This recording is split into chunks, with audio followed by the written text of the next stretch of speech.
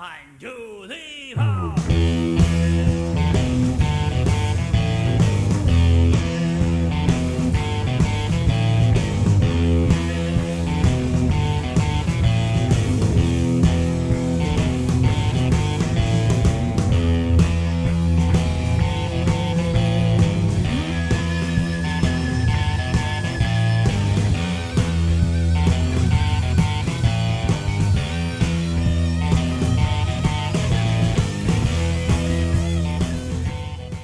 Here locally, there is a website for a gathering place for these people. They've been called the Tea Party. I have different names for them. But essentially, it's the same thing we've seen for 150, 200 years, even probably longer than that. They just change the name once in a while to fool us.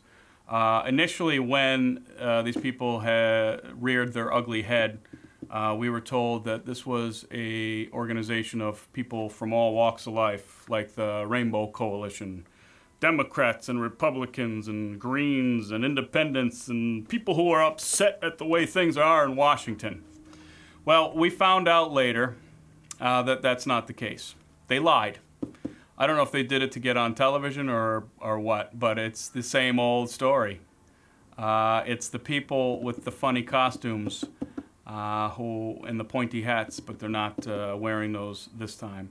But we know who they are. And one of the things, locally, there is a website, as I said. I'll call the guy Joe the plumber because I don't want to use his real fake name. But essentially, it's a gathering place for like-minded people. Among the most disturbing things, I think, on this website is a list of churches which are evil. I think they're communist Marxist churches. And you might find your church on here, but there are churches, hundreds of churches from all the counties in Maine. Lots of churches in York and Buxton, York and Cumberland County, I'm familiar with, are corrupt or manipulated by communist or Marxist views.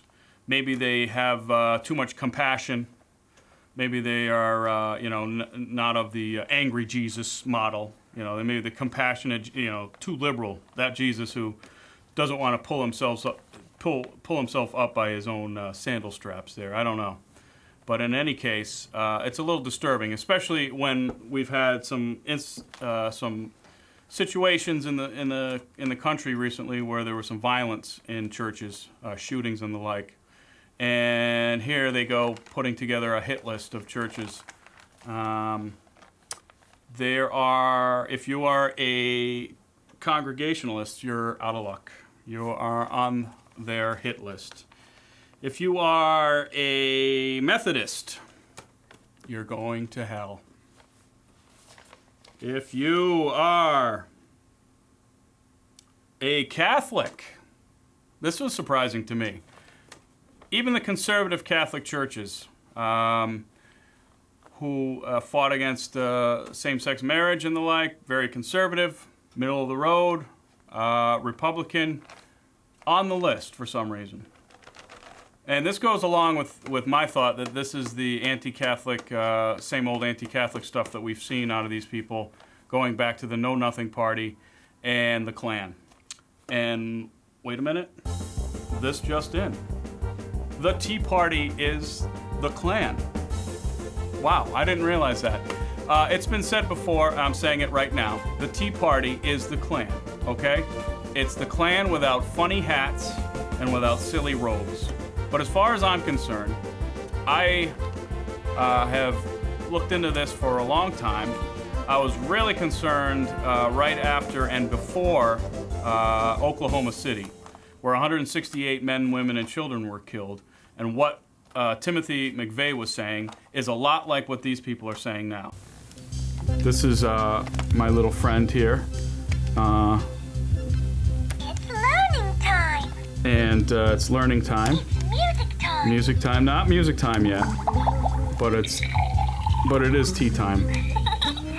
One of the things I notice is that the snake is devouring itself. locally and nationally. I talked about the Tea Party last time, and I was a little upset about it. And I made an accusation that was pretty strong. I said that the Tea Party was the Ku Klux Klan. And as we get into this, we're looking more and more like this is the case. This is not a coalition of the Rainbow Coalition of people from all walks of life here. This is a ultra-conservative movement. And at this point, people are pretty aware of that. You don't like government, so you're running for government. Okay, I'm a little confused. It's kind of like going to a job interview and telling the person behind the desk, you know, if you hire me for this job, I'm not going to do anything. Matter of fact, I'm going to try to bring down this company.